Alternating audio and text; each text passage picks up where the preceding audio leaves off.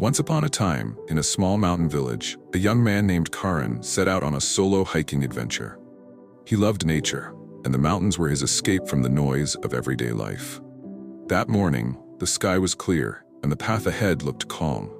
But as he climbed higher into the hills, dark clouds began to gather. Suddenly, a violent storm rolled in. The winds howled, the trees swayed, and heavy rain poured from the sky. Karan, caught unprepared, tried to descend, but the trail had become too slippery. His foot slipped, and in a moment of panic, he found himself tumbling down the side of the mountain. Miraculously, he grabbed hold of a strong rope that had been tied to a tree by someone long ago, a leftover from climbers who had passed through.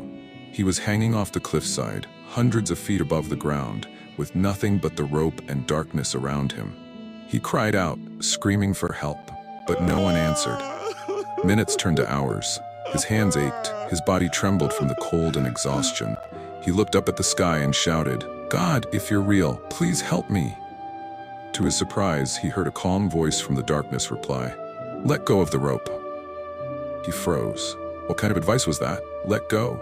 That would surely mean death. How could he trust a voice he couldn't see? He tightened his grip and held on. Hour after hour passed, he cried, but he never let go. By morning, rescue teams were sent out by villagers who had seen signs of a rock slide. They spotted something just 10 feet above the ground. Karan, still hanging onto that rope, now unconscious, just a few feet from safety. All he had to do was let go. This story, my friends, teaches us something powerful. Sometimes in life, we are so gripped by fear, by control, and by what we think is saving us, that we fail to trust the unseen guidance, whether it comes from faith, intuition, or even others. Karan was so focused on holding on that he didn't realize he was closer to safety than he imagined.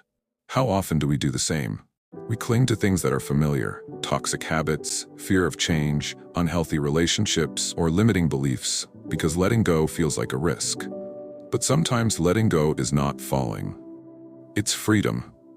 So the next time life pushes you to the edge and you hear a quiet voice telling you to trust the process, take a breath, have faith, and maybe, just maybe, let go.